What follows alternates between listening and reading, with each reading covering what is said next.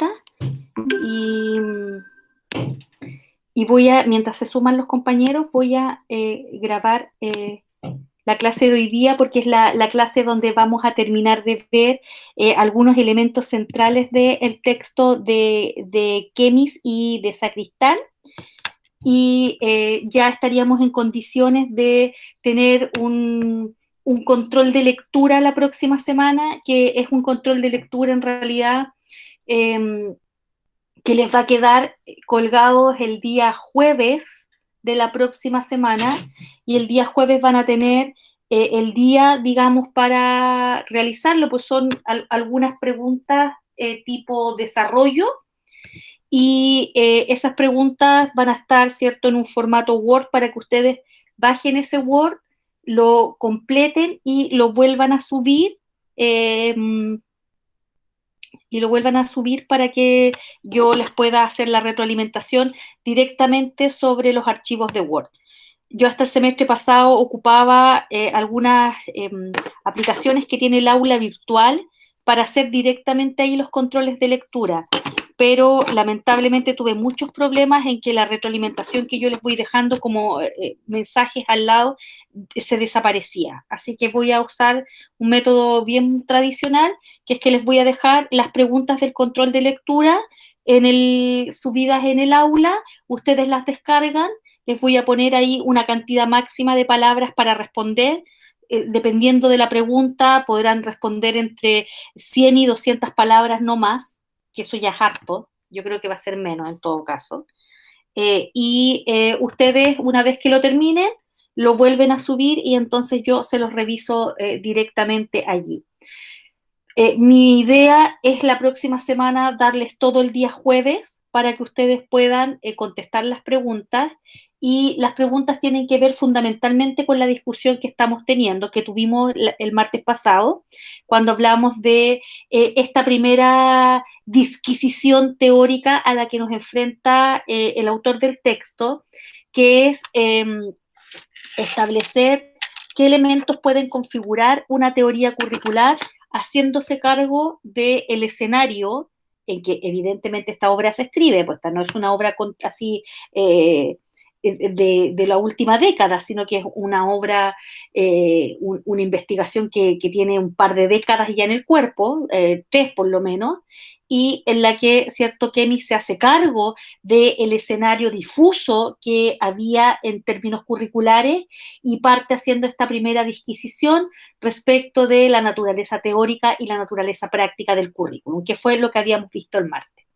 Hoy día lo que vamos a ver son los otros argumentos o las otras investigaciones con las que Kevis establece una dialéctica, una relación dialéctica para mostrar, ¿cierto?, la volatilidad, por así decirlo, del término referido al currículum.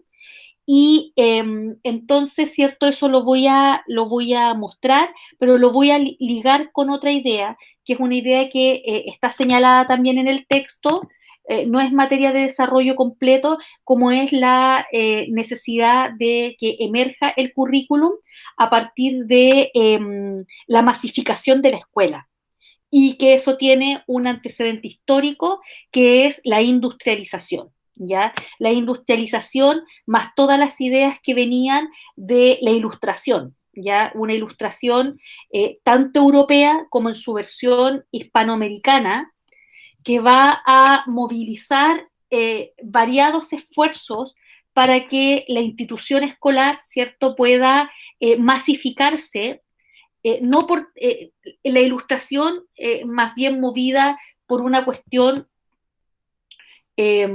política, que era la necesidad del fortalecimiento de los estados-nación o las naciones-estado, pero también por una cuestión económica, que era la necesidad, ¿cierto?, de impulsar la mano de obra y procurar espacios donde los niños también pudieran estar mientras esto ocurría, que es una discusión que tenemos más bien hasta el día de hoy, cuando pensamos en que cuando las escuelas están cerradas, como pasa hoy día, los niños están en la casa, por lo tanto los padres no pueden acceder al trabajo. Bien, ha llegado harta gente, la última en unirse ha sido Belén, que está como tomando el sol ahí en su fotito. Ahora se unió la Florencia. Me agrada mucho que puedan poner fotos porque así al menos hago match cara a nombre, ya que no los puedo conocer en persona, lo que no saben cuánto lamento, porque un profe necesita mirarle a los ojos a sus estudiantes. Ya, nos vamos. Hay varias cosas aquí que yo ya les subí este PPT, que es la última versión, porque hice algunos ajustes hoy día y les subí la última versión pensando en tomar algunas citas que les pudieran servir como referente para la lectura del libro. ¿Ya? Bien, habíamos quedado aquí el martes pasado. Estábamos discutiendo la necesidad que veía Kemis de establecer estas teorías del currículum y la diversidad de definiciones que vienen más adelante. Es algo que yo he procurado recoger porque las recoge Kemis en esta búsqueda de una teoría curricular que es a la que discutíamos que le va a llamar metateoría curricular. Entonces, desde aquí voy a partir. Lo que hacen las diapositivas siguientes, no las voy a ir leyendo una por una porque lo que he procurado es dejárselas a ustedes para que ustedes vayan contrastando con las ideas centrales que ustedes identifican en su lectura, ¿ya? Entonces, aquí hay algunas definiciones de currículum que va recogiendo Kemis, esta primera, ¿cierto? Que es que este currículum o esta cosa que está tratando de definir es un intento de comunicar los principios esenciales de una propuesta educativa. Esa definición es una definición aplicable hasta el día de hoy. Uno podría decir que el currículum escolar chileno es una suma o un intento de comunicar los principios esenciales de nuestra propuesta educativa. Y que nuestra propuesta educativa, ¿cierto?, no tiene que ser igual a la propuesta educativa de otros países. Por ejemplo, nosotros todavía en el currículum escolar chileno y en general en Latinoamérica trabajamos desde el asignaturismo, es decir, establecemos un conjunto de asignaturas que son las que el estudiante debe aprobar para moverse de un curso a otro. Pero no todos los sistemas educativos trabajan por asignatura, ¿ya? Hay sistemas educativos que trabajan por proyecto. Y el proyecto, ¿cierto?, se construye a partir de las disciplinas del arte, la música, la literatura, el lenguaje, la matemática, ¿cierto? Y eso es un reflejo también de las decisiones o del nivel de desarrollo de una sociedad, del nivel de desarrollo de un sistema escolar, que es reflejo del pueblo que lo construye. Nosotros estamos súper apegados al concepto de asignatura. De hecho, cuando un niño entra a primero medio tiene como 13 asignaturas, 13. Tiene biología, física y química que se separan, puede elegir entre arte y música, pero tiene lenguaje, educación física, y uno espera, ¿cierto?, que los adolescentes sean buenos para todo, o sea, que sean tanto buenos para lenguaje como que sean buenos para física, porque las asignaturas están puestas, ¿cierto?, dentro de las cosas esenciales que este individuo, niño, niña, adolescente, tiene que aprender. Entonces, hay una definición aquí que es del año 75 y que tiene absoluta vigencia hoy día, ¿ya? Por lo tanto, en esta búsqueda de respuestas se plantea Kemis varias preguntas. La primera es, ¿qué es currículum? Esto ya lo habíamos visto la clase pasada. Y una de las cosas que se señala en el texto es que para poder entrarle a la definición teórica hay que revisar los métodos de enseñanza. Y yo aquí he puesto una definición que no está en el texto, que es esta acá, que es esta que está acá, y la he puesto para iluminar, ¿cierto?, la lectura, que está definido como técnicas, momentos coordinados que dirigen el aprendizaje de estudiantes hacia un objetivo determinado, ¿ya? Y le da sentido a esta secuencia, a esta estructura. Y entonces, lo que dice Kemis es que, esperen, me quedó corrida una diapo acá. Esta, como rearmé hoy día la presentación para darles más insumos, Ahí estaba acá. Esto es clase en vivo, ¿ya? Ahí está. Entonces, lo que hace Kemis es tomar las ideas, ¿cierto?, de Brody respecto de que para poder entender lo que es currículum, uno debiera mirar los métodos educativos que se han empleado por distintos grupos o en distintos momentos de la historia. Y ahí es donde yo les mostraba la vez pasada, todavía falta subirlo uno más, ahí donde yo les mostraba la vez pasada que él toma, por ejemplo, la educación inspirada, ¿cierto?, en el hecho o en la acción socrática y en la concepción educativa de Platón, que tiene que ver con eh, la verdad, la búsqueda de la verdad, pero no la verdad como, digamos, la verdad, sino que la verdad filosófica, entendida al modo de los diálogos socráticos, que no sé si han tenido la oportunidad de leer alguno, pero que es este ejercicio retórico que va haciendo un maestro con sus discípulos, donde discuten acerca de algún tema y lo que buscan es a través de sus argumentos no solo convencer al otro, sino que hacer un análisis profundamente analítico y reflexivo de la realidad, ¿ya? Eso es lo que, ese es en el fondo la intencionalidad tras el método socrático, que es el método de la búsqueda de la verdad. Luego hace una revisión de los escolásticos, de los jesuitas, de los que yo les dije que eran los grandes precursores de la educación como ciencia propiamente tal, Comenio, Pestalozzi, Frebel, Herbart, que es uno de los que va a promover, por ejemplo, la instauración de jardines infantiles o jardines de infantes o kindergartens, como se llamaban originalmente, ¿ya? Que es un concepto alemán desde donde nosotros nos quedamos con el concepto de kinder. ¿Me pueden ir interrumpiendo en cualquier momento, por favor? Para que esto no sea así como solo un monólogo.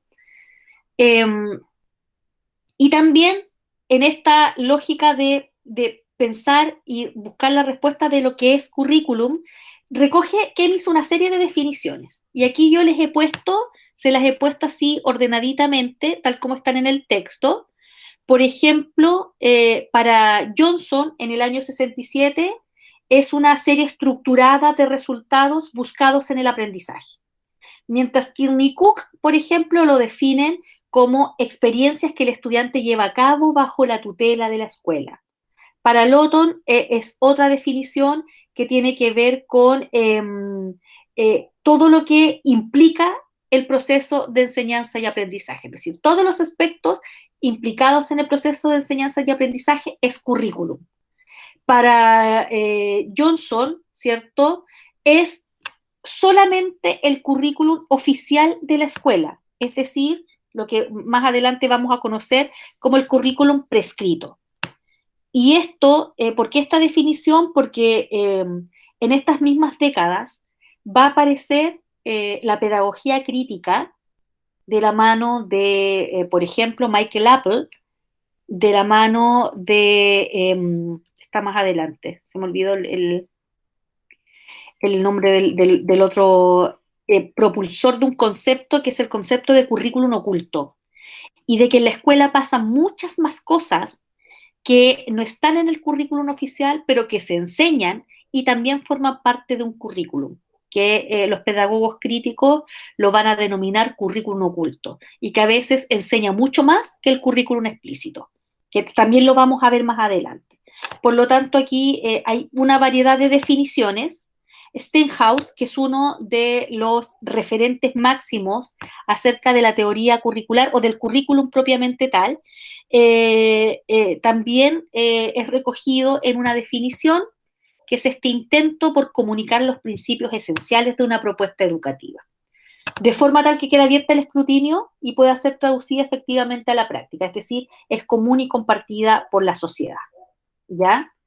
Y aquí yo les he dejado una cita, ¿ya? Una cita que es súper relevante para la discusión que sigue y que tiene que ver, si ustedes la están leyendo ahí, por favor, es cómo una sociedad, ¿cierto?, decide plasmar sus estructuras internas, una sociedad decide plasmar sus estructuras internas en un proceso generacional y que evidentemente va a reflejar valores, tradiciones de esa sociedad, ¿ya? Y para reflejar esos valores y esas tradiciones de la sociedad, la educación, ¿ya? Tiene que poder contenerlas y tiene que establecer esta dualidad entre teoría y práctica. En el fondo, lo que está señalando aquí es la vuelta a esta discusión de buscar un equilibrio entre teoría y práctica, pero que no es solo eso, sino que el currículum es necesariamente un reflejo de las cosmovisiones de una época. Eso tiene una amplia discusión. Podríamos discutir hoy día por qué en Chile, por ejemplo, la asignatura de lenguaje, que es la que ustedes van a dictar en los colegios, o la que van a impartir, tiene tantas horas en el currículo. Tiene tantas horas. En educación básica son 8 y hasta 9 horas. En educación media son un poco menos. Pero si las comparamos con otras disciplinas, hay una predominancia por atribuirle horas a lenguaje fundamentalmente y luego matemática, por sobre otras disciplinas como el arte y la música. Ustedes saben que en enseñanza media, incluso un estudiante necesita tomar la decisión de hacer la asignatura de arte o hacer la asignatura de música. ¿Se tiene menos valor la música como disciplina? ¿Es menos relevante para la formación de un individuo? No tiene tanto valor en tanto este sujeto que estamos desarrollando. Y esa es una discusión que vamos a tener después, ¿cierto? Cuando estemos mirando el currículum y veamos que la decisión de que el lenguaje tenga tantas horas en el currículum y esté tan presente, sea uno de los selectivos, de los paquetes selectivos, ¿ya? Hoy día, por ejemplo, los paquetes electivos son científicos o humanistas, que es una discusión, es una distinción absolutamente carente de sentido, pero que es muy concordante con la naturaleza del sistema escolar chileno, por sobre, por ejemplo, la elección de un electivo artístico. Eso no existe a menos que usted vaya a un liceo artístico que tenga esa orientación en su proyecto educativo. ¿Ya? Entonces, efectivamente, vamos caminando en la discusión de Kemis a que la sociedad no está ajena a la construcción del currículum, sino que la sociedad pareciera que es el detonante de la construcción de un currículum. ¿Ya? Bueno, aquí se mete con esta lógica de los métodos de Brody que yo les estaba hablando, ¿ya? Y luego, que aquí lo hizo un alcance una compañera el martes pasado, y que le pareció así como ella decía, a mí me parece como que esto es tan efectivo, no sé cuál es el concepto que usó, pero hizo un hincapié, tomó un espacio para comentar la historia de los códigos. Y efectivamente, y aquí nos vamos a meter en un tema que me gustaría que estuvieran súper concentrados para entenderlo, porque a lo mejor en el texto es un poco oscura su representación. Es que otra forma de entender las construcciones curriculares es meterse en la historia de los códigos que Lundgren, que es un teórico también del currículum, ha investigado y cuya investigación la utiliza, ¿cierto?, Kemis, que él señala, Lundgren señala, y está la cita, página 11 del texto, se los quise poner ahí con la página, que desde el momento en que los procesos de producción, ¿ya?, los procesos de creación de los requisitos para la vida social y la creación del conocimiento desde el que se pueda desarrollar la producción, se separan de los procesos de reproducción, es decir, procesos para la creación y reproducción del conocimiento de una generación a otra, la reproducción del conocimiento y las destrezas para la producción, pero también la reproducción de las condiciones para la producción, aparece, o sea, desde el momento en que esto aparece, aparece el problema de la representación, o sea, el problema de cómo representar los procesos de producción de manera que puedan ser reproducidos. Esto parece un trabalengua. Y lo he recogido justamente porque es súper importante, iluminador para las ideas que vienen, respecto de que llega un momento en que, o hay un momento de la historia de la humanidad, en que lo que hacen los individuos que trabajan en el campo, por ejemplo, ¿ya? En actividades de labranza, de ganadería, de agricultura, es aprender el oficio en el contexto en que se desarrolla, ¿ya? Esto es previo a la aparición de la escuela. Cuando los niños no van a la escuela, ¿cierto? Estamos hablando desde comienzos de la historia de la humanidad hasta más o menos el siglo, bien entrado el siglo XVIII y en el caso chileno, siglo XIX, en que la escuela aparece como una institución masiva. El sujeto que se formaba en un oficio, ¿cómo lo hacía? ¿Cómo lo hacía? ¿Cómo lo hacía el herrero? ¿Cómo lo hacía el pescador? ¿Cómo lo hacía el artesano? ¿Cómo lo hacía el labrador? ¿Cómo lo hacía? Se los pregunto. ¿Cómo aprendía el oficio? Mediante la práctica y repetición de las acciones. Mediante la práctica y repetición de las acciones. O sea, iba al campo con el padre, estaba en el taller con el padre, con los artesanos, y aprendía el oficio en la práctica, ¿ya? Cuando la institución escolar no existía. Hoy día, por ejemplo, tenemos soldadores, chiquillos que son soldadores, ¿ya? Chiquillos que son soldadores. A propósito de que alguien me comentó el otro día que había egresado del Liceo Benjamín Vicuña Maquena, no sé quién hizo y ni por qué me acuerdo, no sé por qué hicieron ese comentario, donde hay un electivo que es soldadura, ¿ya? Están los chiquillos que en tercero medio se van a formar como soldadores y se forman en talleres, están en el taller y en el taller se supone que tienen todos los recursos y un profesor que eh, les enseña de manera profesional y sistemática, ¿cierto? El oficio de soldador. Pero el soldador, antes de la aparición de la escuela, el soldador u otro oficio se formaba en el campo mismo de desarrollo. No obstante, con la aparición de la escuela, los niños dejan de formarse, o las personas que estudian, dejan de formarse en el campo mismo de acción para formarse en la escuela para hacer esos mismos oficios. Y entonces la escuela se ve enfrentada a un conocimiento que tiene que transmitir, pero que no tiene contexto, que se empieza a descontextualizar, ¿ya? Y ese es un tema, ¿cierto?, que de alguna manera va a ser súper relevante para la discusión que viene, porque se habla de que el conocimiento cuando pasa a la escuela se tiene que descontextualizar para recontextualizarse. ¿Ya? Y efectivamente llega un momento, tal como lo plantea esta cita, que la escuela se va a hacer cargo de la formación de estos ciudadanos, por lo tanto tiene que reproducir las condiciones materiales en que se habría aprendido algo fuera de la escuela, ¿ya?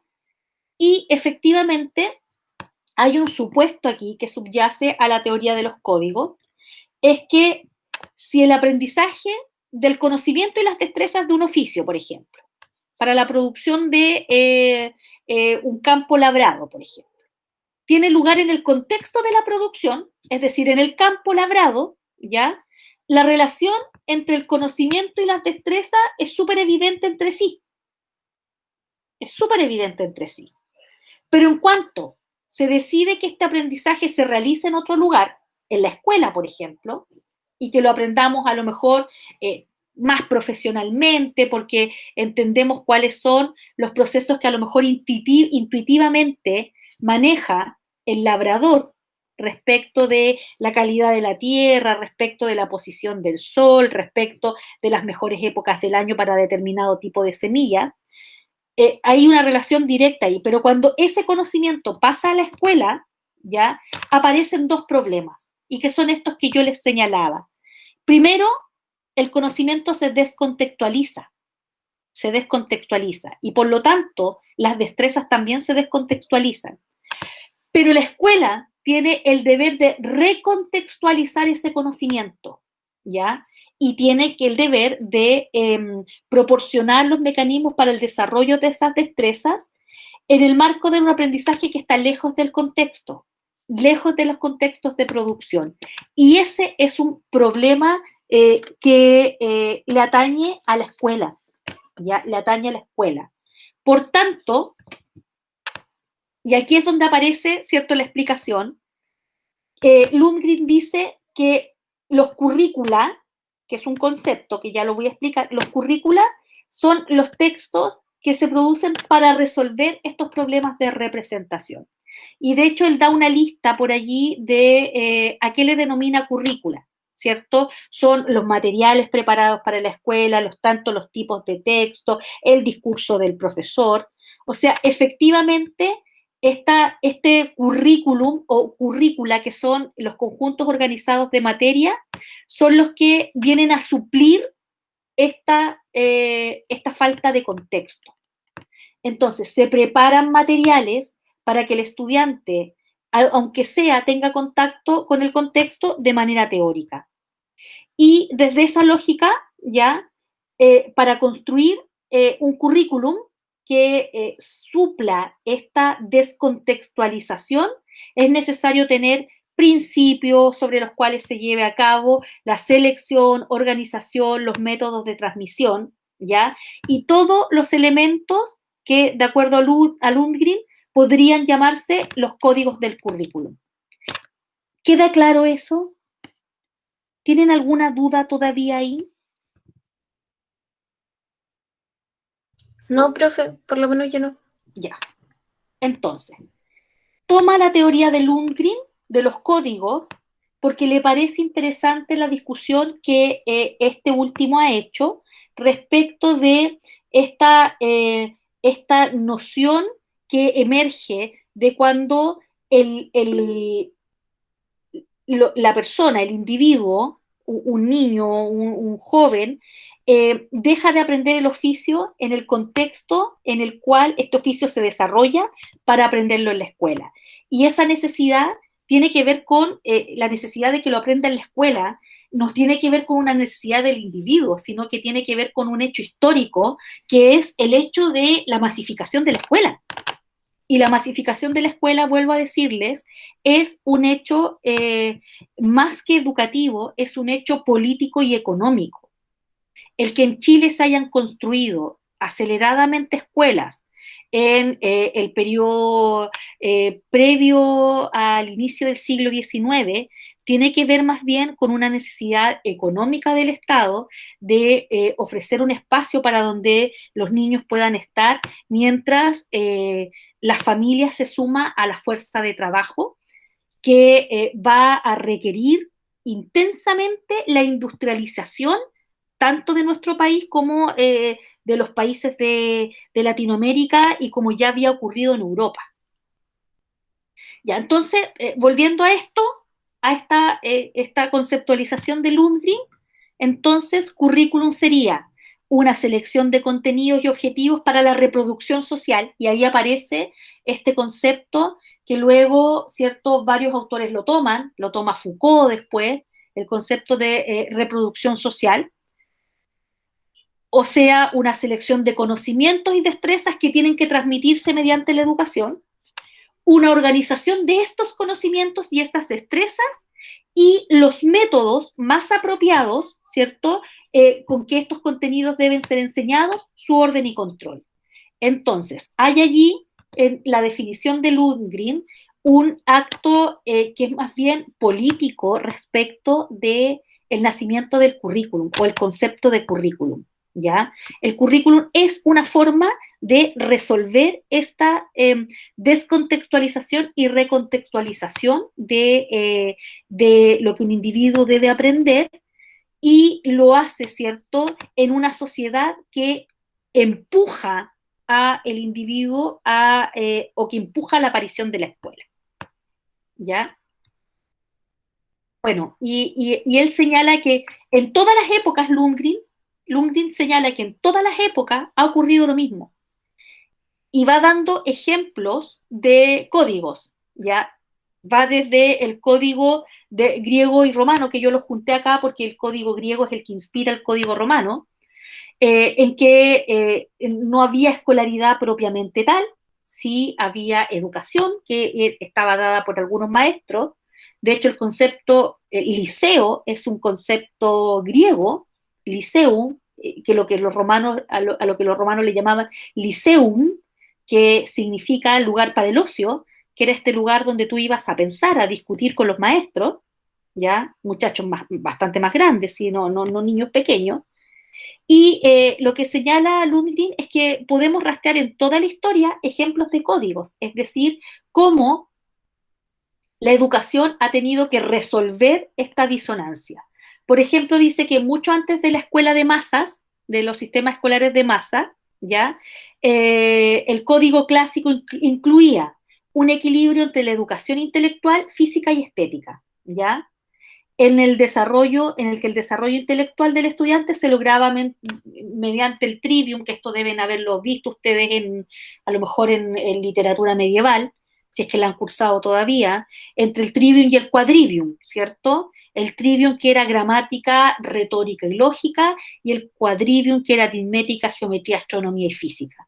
Y todo eso alineado con el desarrollo del corpore sano, ¿ya? Y de ahí viene este refrán que es mens sana in corpore sano, que es mente sana en cuerpo sano, que es una idea tan griega, que es que tú no solamente tienes que cultivar tu intelecto, sino que además tienes que cultivar tu estado físico, porque eso incluye en el estado anímico, etcétera, ¿ya? Entonces, para los griegos y los romanos era tan importante el cultivo de lo físico, ¿ya? De ahí, por ejemplo, el hecho de que el deporte esté sublimado en los Juegos Olímpicos, que son de origen griego, en que estaban estas disciplinas, ¿cierto?, que ponían al máximo al individuo respecto de sus destrezas físicas, pero eso de la mano de una educación fundamentada en el estudio de la retórica, la gramática, la astronomía, la geometría, etcétera, ¿ya? Y los diferentes códigos que él va estudiando, por ejemplo, él estudia el código renacentista, el código razonalista, ¿cierto? Y llega hasta los currículum de tipo culto, que ya les dije que lo íbamos a ver más adelante, para concluir. Y esto es lo importante no es que usted se aprenda los códigos, por ejemplo, los códigos racionalistas que lo que buscaban era la aparición o fomentar la aparición de las naciones-estado, ¿ya? Eh, para concluir, todo esto para concluir que el estudio del currículum es sensible a la historia, es decir, es sensible al contexto, ¿ya? O sea, el currículum se explica solo en la medida en que emerge en un contexto, no por sí mismo. Y esa es la posición que Lundgren va a desarrollar aquí.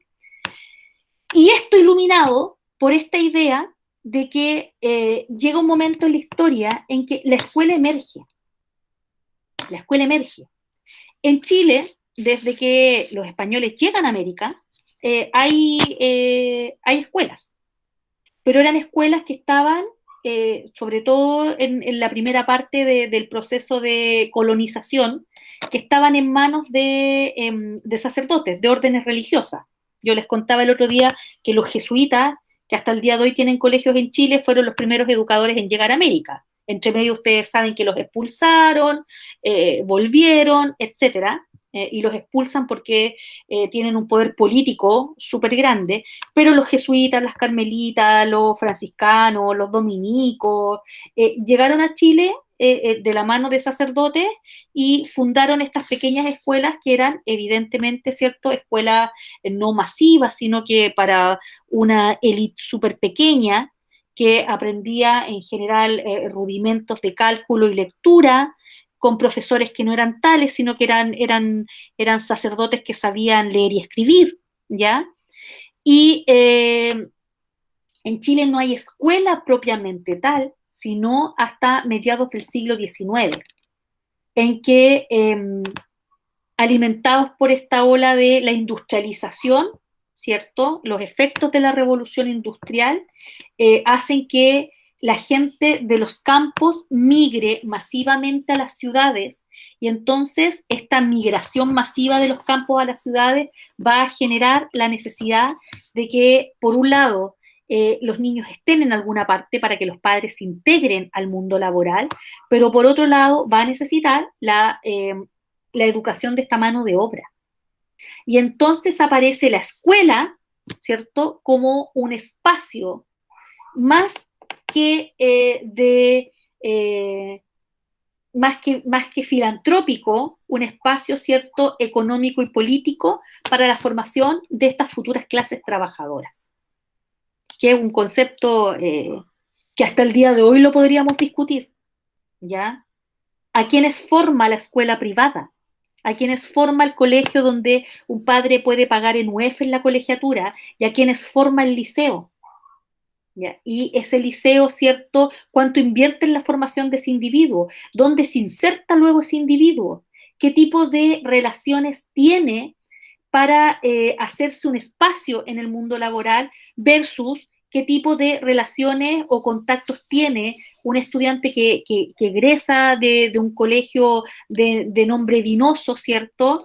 A dónde se sigue estudiando después de egresar del colegio A al colegio B, de qué tamaño es la brecha, y todo eso es una discusión que la podríamos sostener hoy en día a partir del análisis de la escuela como institución escolar.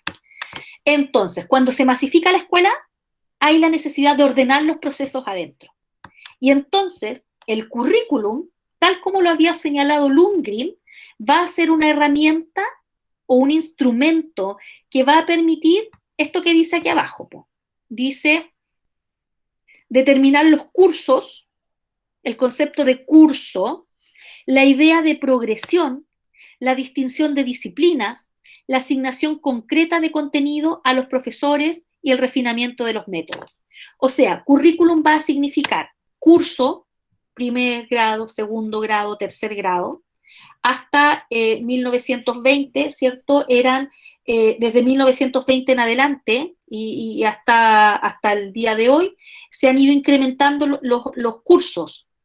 Primero eran, después de la ley de instrucción primaria obligatoria, 3 cursos, 3 años de escolaridad. Eso duraba la escuela, 3 años.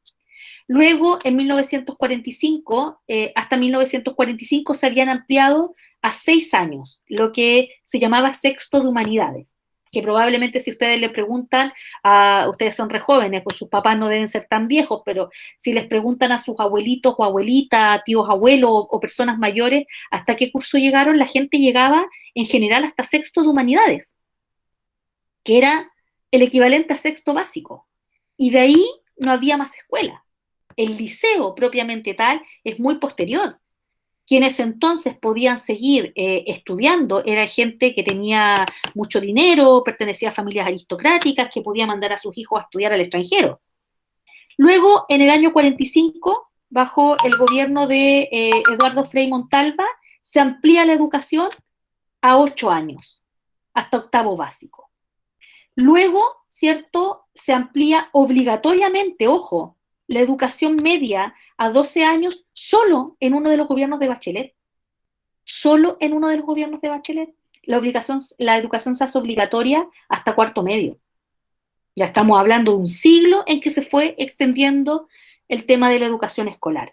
Entonces, currículum viene a denominar curso, la idea de progresión dentro de ese curso. Usted, por ejemplo, no ve, a ver, estoy pensando, ustedes no ven análisis del discurso sin a lo mejor antes haber visto gramática, ¿ya? Y no ven gramática después de análisis del discurso porque en el entendido que requieren una temática que vaya alimentando otra. Luego, la distinción de disciplinas. Separamos historia de ciencias naturales. Y esa separación es una cuestión, es una decisión. porque cuando ustedes estaban en el colegio, recordarán que en algún momento ustedes tuvieron, no sé si alguno de ustedes lo tuvo y si me puede dar su testimonio, ciencias naturales con ciencias sociales juntos bajo el nombre de comprensión del medio natural, social y cultural. ¿Alguien tuvo esa asignatura que le llamaban naturaleza y sociedad? ¿Alguien Sí, recuerda? ¿Ah? sí, yo tuve eso en la educación básica y en séptimo básico nos separaron las materias. Claro, en sexto básico les separaron las materias. Y esa fue una decisión, pues. Juntar ciencias naturales y ciencias sociales en una pura asignatura que fue un rotundo fracaso. Fue un fracaso curricular que fue corregido, que está corregido, y hoy día los niños en cuarto básico, por ejemplo, tienen las horas de historia, geografía y ciencias sociales y las horas de ciencias naturales de nuevo. ¿Por qué? Porque los profesores no estuvieron preparados para enfrentar los fenómenos, ¿cierto?, de estudio desde ambas perspectivas, ¿ya?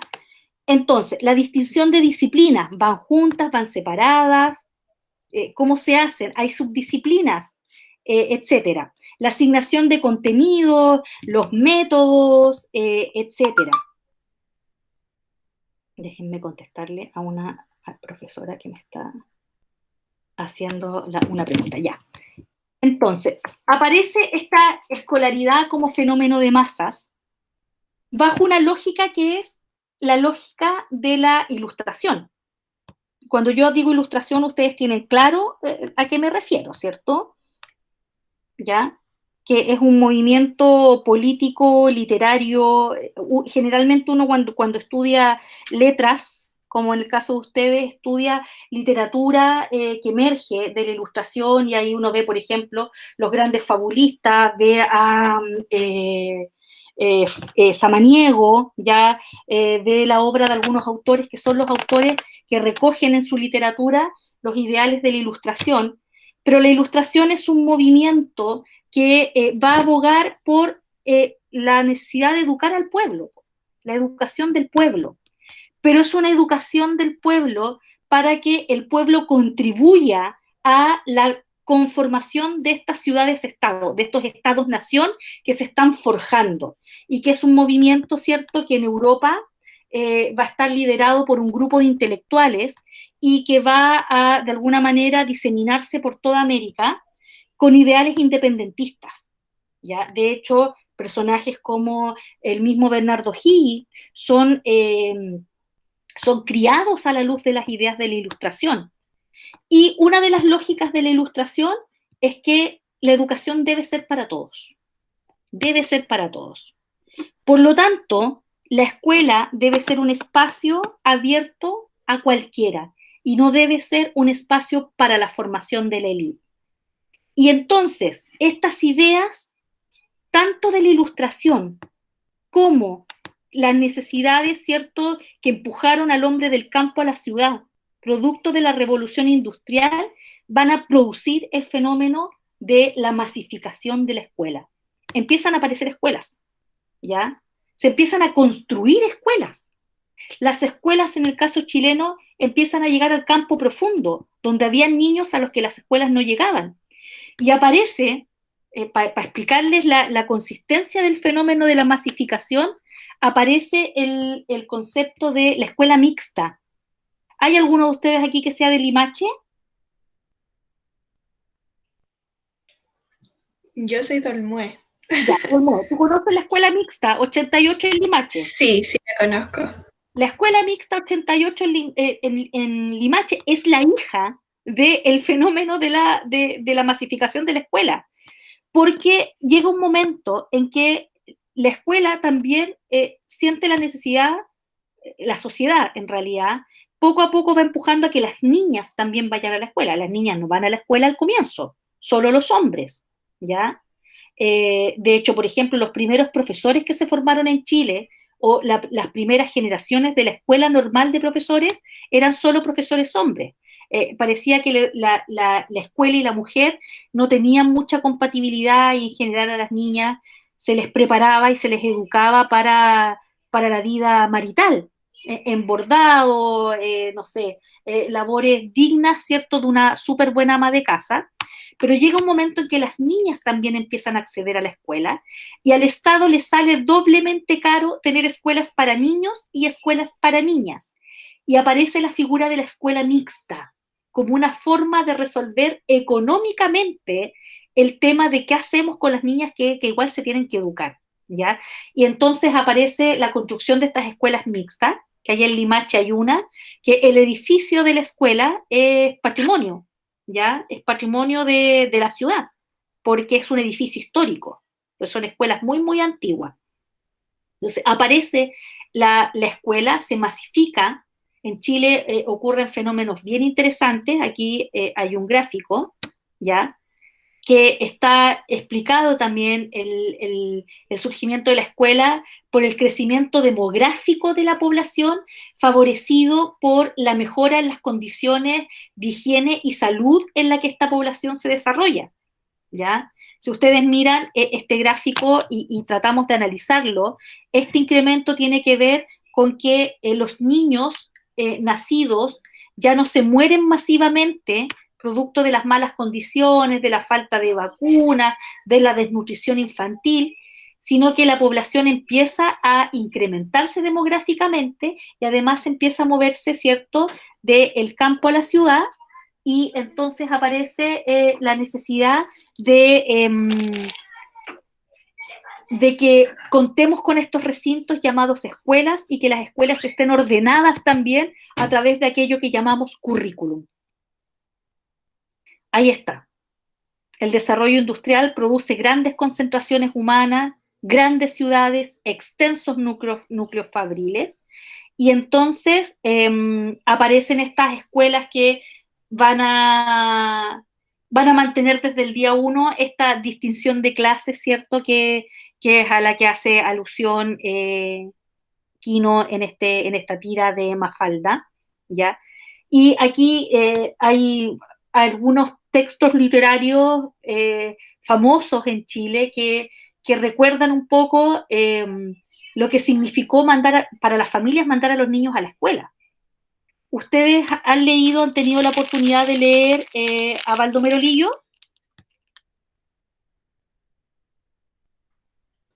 Sí. Sí, Si leyeron Subterra, leyeron La compuerta número 12. ¿Leyeron, alguno de ustedes leyó La compuerta número 12? Es que nunca tengo estudiantes que lo han leído, entonces creo que es la primera vez que voy a dar este ejemplo. sí lo Sí. leímos, pero yo lo leí en una clase que tenemos en los que estamos en la licenciatura en literatura. Ya, Entonces no lo leímos todo en plan común, pero sí pero es la leímos. primera vez que voy a tener estudiantes donde hay gente que ha leído La compuerta número 12. Para los que recuerdan La compuerta número 12, es un cuento que está en el libro Subterra, que son estos 12 relatos, me parece que son 10, 12 relatos, cuyo contexto es la minería del carbón, ¿ya? En la primera parte del siglo XX. Y hay un relato donde hay un niño que se llama Pablo que está en la escuela que estaba dentro de estos servicios que ofrecía la minera, y está el niño en la clase y Baldomero Lillo, que todavía está influido por el naturalismo, ¿cierto? Suele hacer, pegarse en las descripciones, muy al estilo naturalista, y describe la escuela como este lugar luminoso donde está la maestra, están los niños, y de pronto ese espacio se ve interrumpido por el golpeteo de un padre que llega a buscar a su hijo, que es Pablo, y decide llevárselo a trabajar a la mina, y la profesora intenta señalarle lo importante que es que él esté ahí, todo el tema de romper el círculo, que es una ilusión en general, romper el círculo de la vida de ser hijo de minero y tener un hijo minero, y se lo lleva a la rastra a la mina. Y el resto del relato es el tema de cómo Pablo ingresa a la mina y de pronto su padre lo deja solo detrás de una compuerta y le dice que cuando sienta un ruido mueva la compuerta. y es el terror que siente el niño de estar solo allí, de no saber por qué su padre le está haciendo eso, y de pronto llega, ¿cierto?, el carro y le gritan, abran la compuerta, y él tiene que mover esta compuerta enorme para dejar ya. El relato es eso, pero en ese relato ya aparece la escuela, como un lugar que Baldomero Lillo, que es un intelectual, Baldomero Lillo es un intelectual, forjado a la luz de los ideales de la Ilustración, entiende como un espacio, ¿cierto?, digno de poner en una de esas historias. Y lo que muestra en este relato es que efectivamente, ¿cierto?, para un hombre como el padre de Pablo, es súper difícil de entender que los niños vayan a perder el tiempo a la escuela, que vayan a perder el tiempo. Entonces, hay muchas bocas que alimentar y ese niño se convierte en mano de obra, en mano de obra. Entonces, esta idea más bien, ¿cierto?, como sublimada de la escuela que tiene Baldomero Lillo, se contrapone con las miserias que vivían los hombres del carbón, que es a quienes él dedica su obra. Y eso está justamente, ¿cierto?, reflejado también en este cuento, porque por una parte están los ideales de la Ilustración detrás de la institución escolar que abogan por una educación igualitaria, justa, que llegue a cada uno de los niños y niñas, pero por otro lado la escuela está al servicio de la expansión de las urbes y del desarrollo económico de las ciudades. Y en ese equilibrio, ¿cierto? O en ese desequilibrio, la cosa económica y política respecto de la escuela es más fuerte. Y entonces la escuela necesita ordenar lo que va a enseñar en su interior, ordenar sus aulas. Y el currículum entonces va a ser un instrumento que va a permitir todo lo anterior, ordenar en cursos, ordenar en grados, los métodos, etc. Y ahí está el mismo problema. Dígame, la escucho. Es que me hace pensar que quizás no es necesidad de la misma industria democratizar la educación y generar gente letrada, al final como eso. Ahora, generar gente letrada, ¿estás segura? No sé si letrada, pero que sepa escribir y hacer cosas administrativas, pues generar secretarios, secretarias. Mano de obra. Sí, De obra. Sí, pues, es exactamente lo que tú dices. Ya, es exactamente lo que tú dices. Y aquí hay una cuestión que es central y que la vamos a discutir cuando veamos el tema de ideología y currículum, que es cómo las sociedades se valen de la escuela y del currículum para formar determinado tipo de ciudadanos. sí, pues es que a esto me refería yo a la clase pasada con el concepto de currículum de Lundgren. Sí. Que hace esa lectura, pues que al final se hace, los grupos poderosos ejercen una influencia muy significativa sobre los procesos de reproducción de la sociedad, incidiendo y quizás controlando los procesos mediante los cuales eran y son educados los jóvenes. Eso es la página 16 del texto. Exactamente. Ese es lo que tú anticipaste en la clase del martes, es lo que yo estoy diciendo hoy día, en términos de que el currículum se vuelve en esta masificación un instrumento. Y ese instrumento va a depender de cómo las sociedades construyen la escuela con determinados objetivos. Y no es menor cuando yo les digo, ¿por qué el currículum escolar tiene tantas horas de lenguaje por sobre las horas de música? Y eso tiene que ver con que también ideológicamente hay una instalación que es cultural, política y económica respecto al valor de ciertas disciplinas por sobre otras. Entonces, a más horas de lenguaje, debiéramos tener mejores resultados ¿en qué? En las pruebas internacionales con las que Chile se mide con los países de la OCDE, por ejemplo. A mejores resultados que pueda exhibir Chile en esas áreas, nos vamos a fortalecer. Bueno, hoy día estamos, como país, estamos así, como viviendo en un momento crítico, pero si esto yo se lo hubiera dicho hace 3 años atrás, cuando teníamos el discurso de somos el oasis de Sudamérica, los jaguares de no sé qué, ¿cierto? Un país con tanta estabilidad, cuestión que quedó absolutamente mostrada que no era en octubre del año pasado, ¿ya? Y que esa paz en la que vivíamos era una paz, era una bomba de tiempo. Pero si yo les hubiera dicho esto hace 3 años atrás, lo que hay de fondo ahí es decir, exhibamos buenos resultados, porque eso atrae las inversiones. Nos mostramos como un país sólido, que podemos competir en el sistema educacional, político, económico, con los países más top de la OCDE, y hay cuestiones que son ideológicas de fondo, que las vamos a discutir largamente cuando veamos la obra de los pedagogos críticos respecto del currículum y cómo ahí nace el concepto de currículum oculto, que es todo lo que la escuela te enseña, valores, ideologías, y que no está declarado, ¿ya? Y que no está declarado. Bien, quiero mostrarles una cita que espero haberla puesto. Miren. Hoy no la puse, lamentablemente. Ah, ya, acá está. Esta es un texto de Domingo Faustino Sarmiento. ¿Saben? ¿Algunos de ustedes saben quién es Faustino Sarmiento?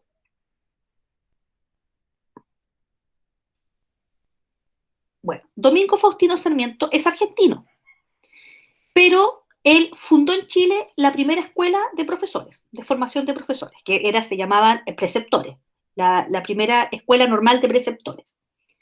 Domingo Faustino Sarmiento era un hombre que también estaba inspirado en los ideales, ¿cierto?, de la Ilustración, y que por ahí, por mediados del siglo XVIII, ¿Fue ¿ya? presidente o no de Argentina? Fue presidente de Argentina, fue presidente de Argentina, ¿ya? No de Chile, fue presidente porque él era argentino. Este fue un hombre que viajó mucho a Europa, que conoció, ¿cierto?, la obra de estos precursores, ¿cierto?, de la educación en Europa, y estuvo mucho tiempo en Chile, y él funda la primera escuela normal de preceptores que se funda, si no me falla la memoria, en la década de 1860, ¿ya? Y la primera escuela normal de preceptoras, que la fundan las monjas, lo hace una década después. Miren lo que dice, que son estos ideales de movamos la escuela, que son los ideales más bien filantrópicos de la Ilustración, que se van a contraponer un poco con este otro impulso del desarrollo de la escuela, que es por la industrialización. Dice que el país se organice en sociedades de escuelas dominicales, nocturnas, primarias, que nuestro clero abandone el púlpito y tome el silabario, que las rentas públicas se inviertan en educar y no en reprimir, que la prensa edifique y no destruya, y que el pueblo y gobierno, pelucones y liberales, se den un abrazo a la puerta de las escuelas fundadas bajo el sistema de educación pública común. Miren qué bonito texto, que podríamos decirlo hoy día, y el llamado sería el mismo. O sea, movamos todos nuestros esfuerzos, los de la iglesia, los pelucones y los liberales, ¿cierto?, que son las facciones de izquierda y de derecha, que siguen estando hoy día tan presentes, abandonen sus diferencias para la construcción de la escuela pública, de la escuela pública. Estos son los ideales de la Ilustración, que van a mover el hecho de que Domingo Faustino Sarmiento funde la primera escuela normal de preceptores, y en esa primera escuela normal habían 2 profesores, él y un alumno del Instituto Nacional, que el Instituto Nacional, como ustedes bien saben, que hoy día ha sufrido tanto producto del contexto político y social. El Instituto Nacional fue fundado por Bernardo Higgins. De hecho, una de las primeras obras de los primeros años del gobierno de la independencia es la creación del Instituto Nacional. De hecho, a 4 años de que Chile se hubiera independizado, el Instituto Nacional ya estaba funcionando. Y se crea el Instituto Nacional justamente en esta idea ilustrada de que un país que se está forjando necesita una institución escolar de calidad, de prestigio, y entonces se funda el Instituto Nacional. Y la primera escuela normal de preceptores, que viene 60 años después, la funda otro iluminado por la Ilustración, junto con un exalumno del Instituto Nacional, ¿ya? Entraron 30 profesores a esta primera, preceptores, se llamaban preceptores, entraron 30 preceptores, estudiaban por ahí por 2 o 3 años y salían con el título de preceptor, ¿ya? Entonces, vuelvo para atrás, para ir terminando. Quiero cerrar con esta, esperen, esta parte. Ya, entonces, aquí. Entonces, todos estos logros de la educación en el siglo XX son un progreso a la consecución de las promesas del periodo liberal de la Ilustración, ¿ya? Que era lo que yo les estaba señalando. Pero por otro lado está, ¿cierto?, la necesidad de educar a esta futura mano de obra, de liberar, ¿cierto?, a la mano de obra para que también trabajara, y la escuela entonces aparece como un buen espacio para el desarrollo económico.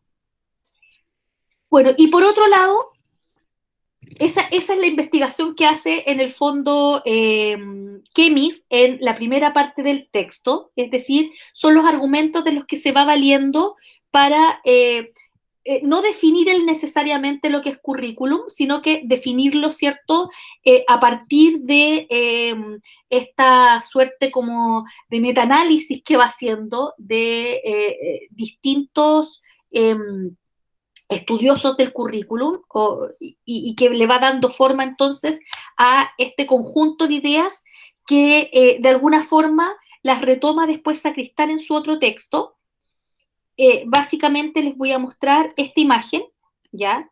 Que es un análisis histórico que hace Sacristán, Jimeno Sacristán, Jimeno es el apellido, Jimeno Sacristán. Uno suele decirle Sacristán, pero es José Jimeno Sacristán. Jimeno Sacristán hace esta revisión histórica del concepto currículum y dice que las primeras veces también que él lo encuentra mencionado alude más o menos a lo mismo que Kemis ya nos había mostrado, que sirve para hablar de un curso o una disciplina que se estudia, ¿ya? Un curso, una disciplina, y también el orden en que se aprenden ciertos conceptos, que es lo que se denomina el ratio studiorum.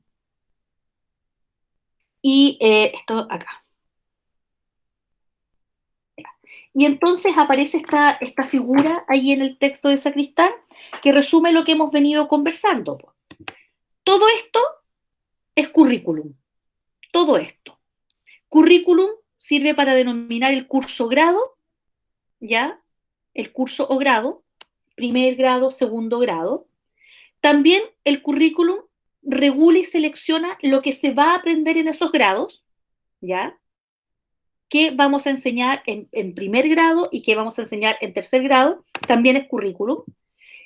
Y también es aquellos métodos que regulan la enseñanza.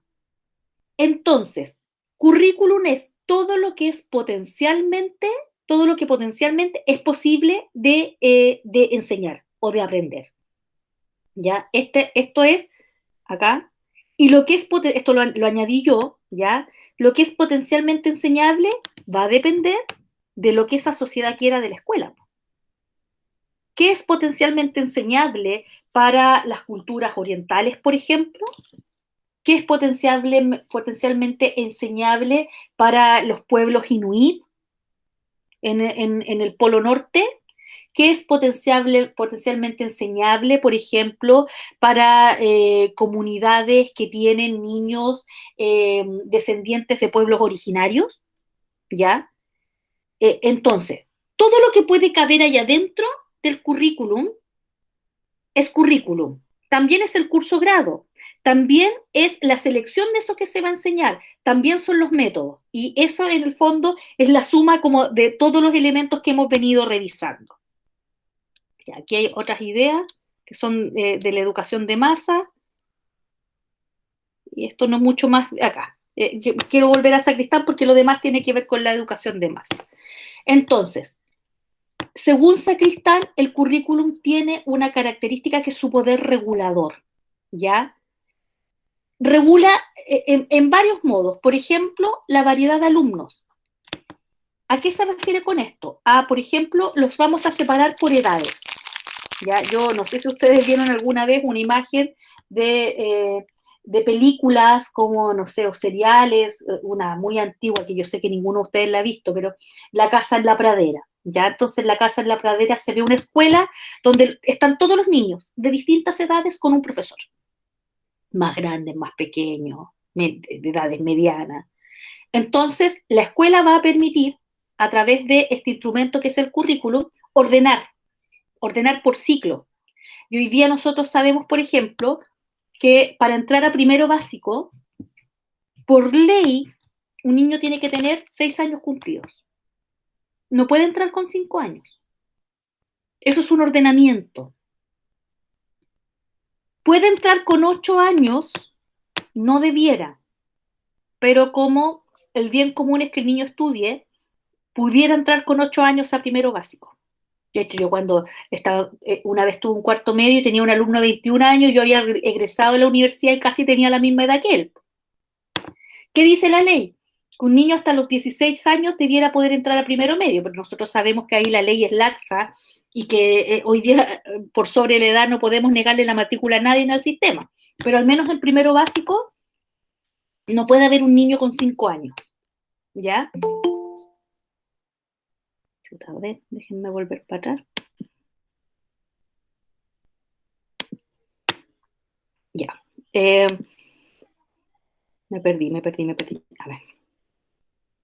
Espere. Acá, ya. Regula los métodos, etcétera. En el fondo hay una naturaleza reguladora del currículum, que es en el fondo el análisis que aporta Sacristán, y lo que va a hacer es fundamentalmente desarrollar dos ideas súper relevantes. La primera idea, Profe, dígame. disculpe, lo que pasa es que tenemos clase a las 3:50 con otra profesora. A las 3:50. ¿Y yo a qué hora Sí. termino? A las 3:30. Ya, cierro. Gracias, Javi. Gracias. Gracias. Ya, cierro. Entonces, dos ideas fuerzas de Sacristán. La primera es que el currículum tiene una potencialidad reguladora, ordena. Y la segunda es que el currículum no es neutro y está cargado específicamente de ideología. ¿Ya? Bien, termino la clase. No, que la clase termina a 15:40, dice Benjamín Pedernera. A ver, les digo al tiro. Justo cerré mi horario, ya. Sí, a las 15:40, bien, estoy justo en la hora, ya. Entonces, leo acá, dice, profe, demasiado seca explicando. Cuando leí el texto no entendía nada, y gracias, Benjamín. Gracias. Ya, muchas gracias, Benjamín. Ya el Uli dice, en el campo, el contexto de la producción y la escuela de la reproducción, sí. ¿Ya? Entonces, repito, dos ideas fuerza. Me interesa que profundicen en esa idea, que es la de que el currículum es un instrumento no neutro, porque los profesores que le damos vida al currículum estamos llenos de ideología. Y esa ideología o sea, ustedes tienen claramente una imagen después de la clase que yo les acabo de hacer cuando les digo, no somos los mismos después de octubre. ¿Ya? Cuando les digo, Chile vivía en una bomba de tiempo pacífica porque nos creímos el cuento del oasis, usted dice, ya, la profe tiene una posición ideológica, pero claramente no hay ningún profe que no lo tenga. Y entonces nosotros también cargamos el currículum. Por eso es que el currículum no es un artefacto neutro. Bien, recuerden que el control de lectura que vamos a tener no es el miércoles. El miércoles nos encontramos, yo puedo responder preguntas y vamos a avanzar. Y el jueves les voy a liberar el día para dejarles algunas preguntas, todas preguntas que forman parte de esta discusión, y tienen todo el día para responderla. Ya, los dejo para que tengan un break. No, pequeña. ¿Esta prueba cómo suelen ser? ¿Son preguntas con respuestas textuales o inferenciales? No. O sea, de hecho, ustedes van a poder usar los textos. Pues, por ejemplo, comenta la discusión entre naturaleza teórica y práctica, ¿ya? ¿Cuáles son las causas o explica por qué lo que yo acabo de señalar? Explica por qué, o explica dos supuestos teóricos que emplea Kemis para mostrar esta investigación que está haciendo sobre el currículum. Ya usted puede agarrar a Brody, puede agarrar a Lundgren, puede agarrar a ese, qué sé yo. Ya, profe, muchas gracias. En el fondo tiene que ver con reconstruir la lectura, no con saber cosas de memoria, porque ustedes van a tener los textos a mano, pues. Ya, sí, la subo hoy, la anterior y esta, ¿ya? Para que la puedan volver a escuchar, a pesar de que igual es larga. Ya, chicos, los dejo para que no restarles tiempo. Nos vemos el martes. Chao, profe. Nos vemos el miércoles. Chao. Chao, Profe, profe, gracias. gracias. Cuídense. ¡Caca! Ya, chao.